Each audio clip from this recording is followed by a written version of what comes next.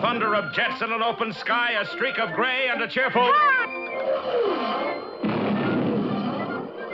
A loop, a whirl, and a vertical climb, and once again you'll know it's time for the adventures of Rocky and Bullwinkle and Friends. Starring that supersonic speedster, Rocket J. Squirrel, with his pal Bullwinkle the Moose, and a host of others. Hurry, Bullwinkle! The show's about to start! I'm coming as fast as I can. Wave to the people! Yay! Now what are you doing? Signing autographs. Let's see. John Smith. But your name is Bullwinkle. I know, but that's hard to spell.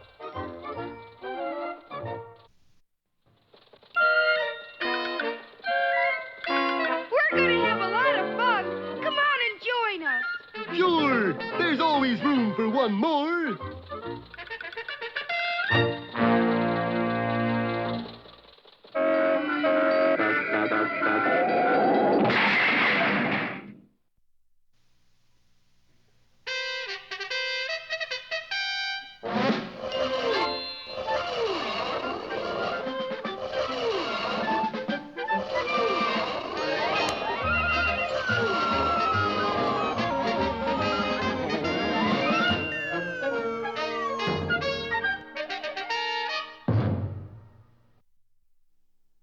Last time you remember, our friends were stranded in the middle of the desert with the sun setting fast. Well, they shivered their way through the long, cold night, and in the morning, gazed out over miles and miles of miles and miles. Where do you suppose we are, Rock? We're right in the middle of nowhere, Bullwinkle. Oh, I'm glad. I thought for a minute we were lost. It was at that moment that Captain Peach Fuzz made a momentous discovery. Rocky, Bullwinkle, look here. What is it, Captain? Well, if we weren't in the middle of the Sahara Desert, I'd say it was a railroad track. That's sure one on you. What do you mean, Bullwinkle? Well, that's just a mirage. Mirage? No, mirage. It's called a octopus illusion. Optical illusion. Yeah, it's not really here. Look, I'll kick it. Boy, that's what I really call a mirage. It's hard as a rock. And look, coming down the track. Sure enough, as the boys watched, an express train bore down on them like an express train. Get off the track, Bullwinkle. Nonsense, Rock. It's all part of the same mirage. That's not a real engine. No? I'll prove it. I'll stand right here while it goes by. And Bullwinkle stood directly between the rails as the engine hurtled toward him. In the locomotive cab, of course, panic reigned. Now, there's something you don't see every day, Chauncey. What's that, Edgar? A moose waving at us from the tracks. Oh, I don't know, Edgar. Mooses are always pretty friendly. No, I guess you're right. I'll toot back. Boy, that sure looks like a real train to me, Bullwinkle. Come to think of it, I never did hear of a mirage with a whistle. Look out, Bullwinkle! And Rocky launched himself through the air and at the last possible instant knocked Bullwinkle out of the way. Gee, that was close. Yeah, they don't make mirages like they used to. Halt! Halt, I say! We must stop that train, Rocky. It's the only way we'll get out of this desert. Right. Bullwinkle, if you'll give me a little altitude, I'll try to catch it. Okay, Rock. And as Captain Peach Fuzz watched in amazement, Rocky held himself rigid and Bullwinkle picked him up like a javelin. Put my little weight there, Rock. Then Bullwinkle took a short run and with a mighty heave tossed Rocky high into the air. As soon as he gained enough altitude, the plucky flying squirrel headed downward straight for the speeding train. I tell you, that boy is a flying fool. Rocky drew up even with the locomotive and tried to fly into the cab. Unfortunately, he misjudged his distance a trifle and flew right through. Hey! Did you see what I saw, Chauncey? I hope not, Edgar. It looked like a flying squirrel. Hey! Stop the train! You know what, Chauncey? I think we've been on this run too long. How's that, Edgar? If the squirrels have started following us, Yes. we must be nuts. Right. Ta-ta, Edgar. Bye-bye, Chauncey. And the two terrified engineers leaped from the cab of the speeding locomotive. Golly, looks like I got here just in time. Rocky threw the brakes on hard and the train ground to a halt. A few moments and several explanations later, the engineers were back in the cab and our heroes safe on board the train as it started westward again. Well, we're on our way again, Rock. And this time, nothing can go wrong. Well, it better, or people will stop watching the show. No such chance, for at that moment, just a little way ahead, Boris Badenov stands at a switch that, if thrown, would immediately derail the train. But why, Boris? Moose and Squirrel are on board. But what about all the other passengers? Well, you can't make an omelet without breaking eggs. And the fiendish Boris pulled that fatal lever. Don't miss our next exciting episode, A Creep at the Switch or Sudden Pacific.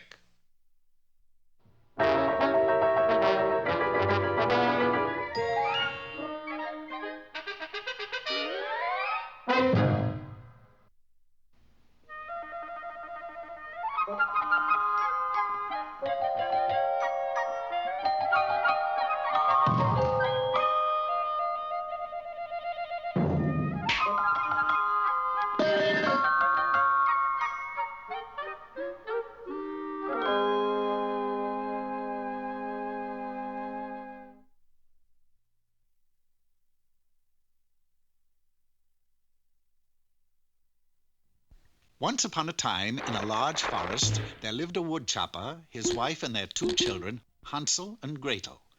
It was a beautiful forest full of trees, flowers, butterflies, and streams. Matter of fact, there was just one thing missing. Food! I must have food! Food? Food isn't everything, dear. No, but it's something. But we have the trees, the flowers, the butterflies, the streams. What more could a body want? A square meal, that's what. Okay, spoil sport.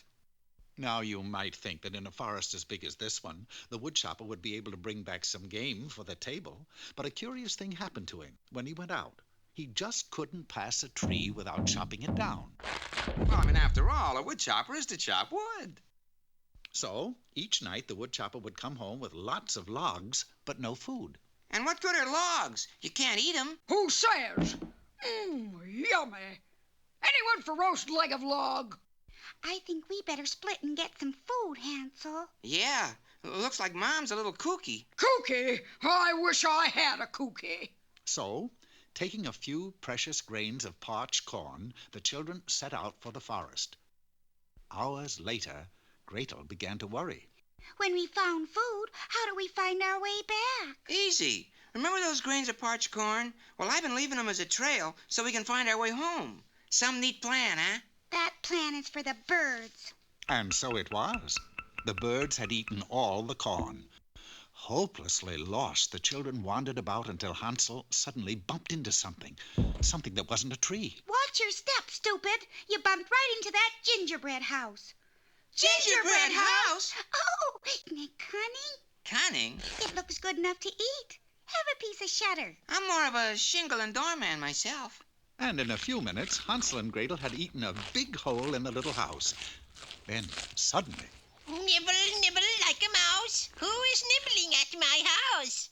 There's always a catch. You're a wicked witch, aren't you? Well, yes. And you got all kinds of magic powers, true? Well, no. You can't breathe fire and smoke? Nope. I just get dizzy. You can't summon up demons? I don't know. Hey, you demons! Tweet! You got no magic powers at all? Well, there is one thing I'm pretty good at. Turning children into aardvarks. Yeah, at that you're pretty good. But I don't really care much for aardvarks. Then why do you keep changing children into them? Because I care even less for children. Besides, I have the witch's tradition to uphold. Isn't there something you'd rather do? Oh, sure. I'd like to know how to ride a broomstick. Broom, boy. But what's the use? I'll never get off the ground. If I show you how to ride a broomstick, will you change Hansel back again? Of course. But you aren't even a witch. Oh, come now. There's a little bit of the witch in all of us girls. Give me the broom. Now, you take this broom. Yeah. And you twirl it all around. Yeah. Now you put it on the ground. Oh, yeah. And you sit right down. Yeah. Now you tell that broom. Boom, boom, boom. Now you're on the roof. And sure enough, Gretel began to fly. Now me. But unfortunately, the witch hadn't asked how to turn the broom off. So, once she started it, she had to keep on going. And in a little while, she was in orbit around the Earth, where she remained to this day. But she did keep her word, for as soon as she had gone, Hansel turned back into himself. And so did aardvarks all over the world. In fact, aardvarks might have become extinct if it weren't for the fact that some aardvarks decided that they'd be happier remaining aardvarks. At any rate, Hansel and Gretel packed up the rest of the witch's house and started off. Of course, since they were in a magic forest, they soon came upon a huge talking duck. Oh, Duck, would you tell us the way back to our cottage? Je ne comprends pas. Yes, unfortunately, this was a French talking duck. But he indicated that the children were to get on his back, and down the river they went. After a long while, the duck said, Et voilà, nous avons arrivé. which is French for end of the line. Oh, joy! Home again! For there, sitting on a log, was their father, not with his axe, but with a musket. Father, why aren't you chopping down trees? Well, Gretel, I finally decided that all that glitters is not trees. You can't buy happiness with trees. Besides, I've chopped them all down. Now it's hunting. Hunting is the only thing. So, from that day on, Hansel and Gretel had plenty of food, and their mother never went hungry again. You know, sometimes I wish he'd stuck to his wood chopping.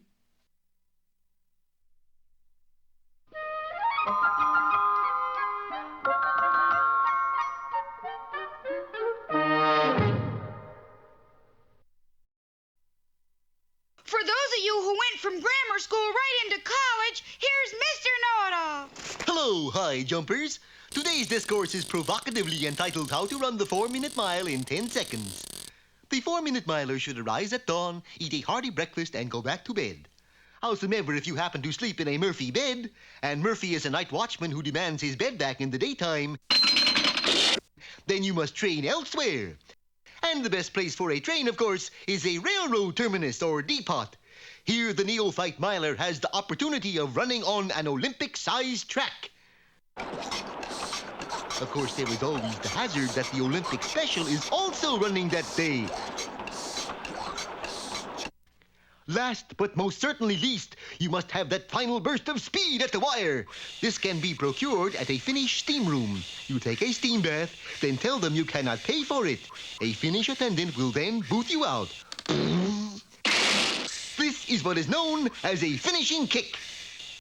At last, the day of the race is at hand, and there you are, ready to win the cup. The race is on, and you discover that you are not only running dead last, but that you are doing it in the Indianapolis auto race.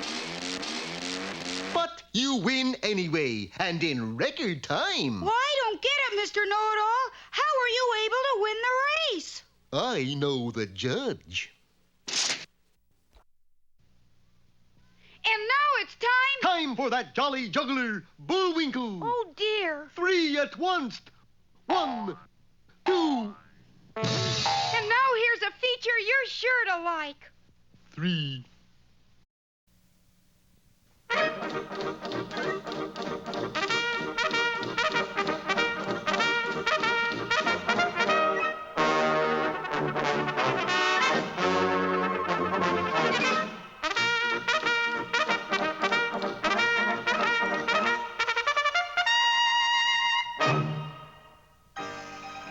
In the northern region of Canada, in the dead of winter, a blight had settled.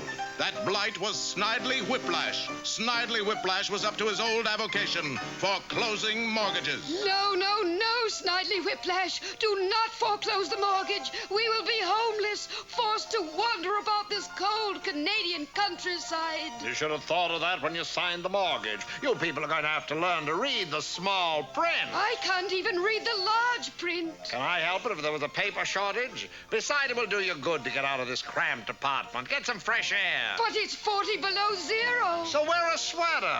Meanwhile, Dudley Do-Right of the Royal Canadian Mounties could not help noticing the plight of the people. He knew he must do something to help them. He said, Go home, people. But, Dudley, we haven't got any homes. No homes? Every living creature's got a home. Birds got nests. Rabbits got holes. But we are not rabbits or birds, Dudley. We are people. Snidely Whiplash has foreclosed our mortgages. Foreclosed your mortgage? And he promised me. Oh, that is a terrible thing. Well, have no fear. The RCMP will have something to say about that. 3 cheers for Dudley Do-Right. Let's hear it for him out there. And that's the situation, Inspector. Have you ever heard of such a dastardly, low-down, despicably rotten thing in your whole life? Well, Dudley, you have to look at both sides of the picture. But, Inspector, those poor people are wandering around. Well, Dudley, we don't want to do anything rash. What's the matter with you, Inspector? You're usually so gung-ho. Dudley, you are right. Dead right. But... Well, if I'm right, let me go bring in that rascal. Why, I'll fix him. I'll pulverize him. Enough, Dudley Do-Right. There's nothing we can do about it. I don't know how to tell you this. What's that, Inspector? I lost the Mountie camp to Snidely in a card game. You lost the Mountie camp? Oh, how could you? Well, I had 3 queens and he had at ease, Do-Right. Now, this is an order. Take this money and ride over to Snidely and make the payment. Otherwise, there will be no Mountie camp. The payment is due today. I have reason to believe that Dudley Do-Right will ride in today to make the payment on the camp. Homer, you must stop him, for if the payment is not made, the Mountie camp will be all mine. Homer tried everything to stop Dudley, but nothing could stop Do-Right.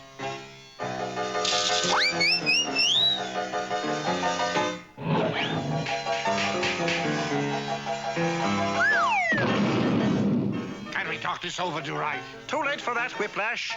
It's time for a showdown. Take this. Dudley, fancy meeting you here. I always knew you were a big spender, and there's just so many things in town I want to buy. But, Nell, this money is for... Me? Oh, Do-Right. You always do so right. But, Nell, your father told me... You know Father always likes me to look nice. Oh, Nell. Gee. Can't trust you to do a thing right, Do-Right. It's that name. I knew it was that name. It never fails, Do-Right. You always do wrong. Well, I didn't get in the card game, Inspector. Enough! We have one last chance. You will have to go out and sell subscriptions to the Open Road for MOUNTIES. That's the only way we can raise money for the payment. Do you like my dress, Father? Beautiful, my dear. You know I always like you in pink. Gee. Although Dudley went conscientiously from house to house. And if I sell enough subscriptions, I get to go to Catalina Island for a week. He was only able to make $1.33. We're doomed, Do-Right, doomed. Inspector, there is one way out of this. Doomed. My horse is extremely lucky at cards. I think he can build that $1.33 up to make the payment. Doomed.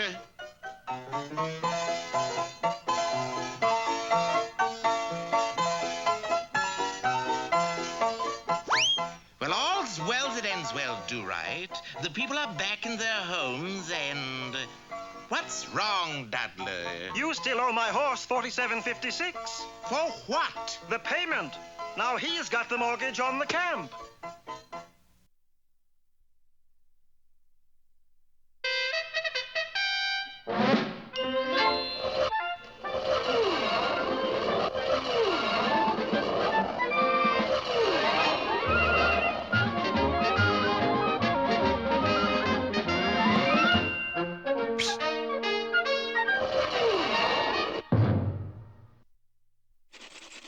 On the perilous path to Mount Flatton and Bullwinkle's mine, Rocky and Bullwinkle wound up on board a train crossing the desert. With them is Captain Peter Peachfuzz, the muddle-headed head of G2. Yes, Rocky, I've been following you and Bullwinkle for days now. Why? 'Cause I'm lost. But you must have another reason. Well, actually, it's your mind, Bullwinkle. What about it? It's chock full of Upsidasium. Upsidasium? Gee, that's great. Marvelous. What is it? I can't tell you. Can't tell us? But the mine's mine. Mine's mine. Surely you can give us a little hint. Well, all right, but just a hint. And Captain Peachfuzz told them a strange story indeed. It started several years ago in a little western town of Buzzard's Craw, when a grizzled old prospector trudged into town leading his pack mule. He looked like any other grizzled old prospector, but his burro was just a little bit different. It floated along behind him 20 feet in the air. Looks like Henry's made a strike, Zeb. How you figure? Look how uppity his mule is. The grizzled old prospector pulled his burro in like a kite, hitched him to a rail, and entered the claims office. Calvin, I want to file a claim on Mount Flatton. Strike it rich up there, did you? Yep. Gold? Nope. Silver? Nope. What then? Don't know, but there's sure a lot of it up there. Did you bring any back, Henry? Did I? Look at that fool mule. He's carrying a load of it. You mean? Yep. I figure it's some anti-gravity metal. Anti-gravity? What's that mean? It means the stuff falls up. Impossible. But at that moment, the town sneak thief, Scurvy McMurk, was rifling the old prospector's pack. Oh, boy, I got me a big chunk of... And McMurk, still holding a piece of the mysterious ore, shot skyward and was never seen again. And good riddance. We better send that stuff to the assay office in Durango. And a few days later at the assay office, the chief assayer, Dr. Sebastian Flegel, held a press conference. Gentlemen, in this heavy chest we have the world's first anti-gravity metal. Down, boy. Scientists call it a phosphoric butyl eshahedron of axium disulfide. We call it Upsidasium. Upsidasium? Now, let's have a look at it, Doc. Impossible, gentlemen. Not even to get your picture in a paper? Well, all right. But you have to be awfully quick. And as the doctor opened the heavy lid, the world's entire available supply of Upsidasium fell up and out of the chest, crashed through the ceiling, and disappeared into space. Would you like me to say cheese? Meanwhile, back in Buzzard's Craw, the grizzled old prospector was in for a severe disappointment. You can't file a claim on Mount Flatten, Henry. How come? Because Mount Flatten is already owned. By who or? By a moose. A moose? Dewlap the moose. What's so funny, Henry? 'Cause he'll never find Mount Flatten is why. Why so? 'Cause it ain't nowhere to find. And the grizzled old prospector stalked out of the office and out of the story. And so you see, the government has been looking for Mount Flatten ever since. A lost mountain. Hokey smoke. Well, we'll all look for it together. Yeah, a whole mountain shouldn't be too hard to find. Oh, no? And what if the train you're on is speeding toward an open switch? And that's just what's happening now as Boris Badenov gleefully awaits the catastrophe. My, how time flies when you're having fun. Don't miss our next episode, The Train on the Plain, or The Overland Express.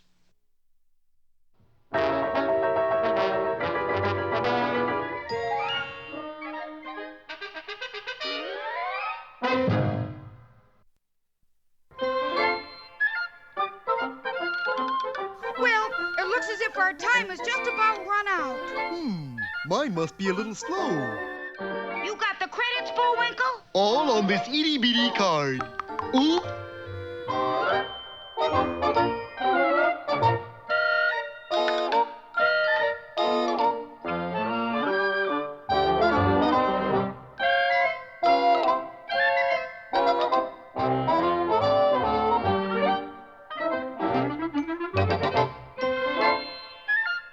We're late again, Bullwinkle. Right.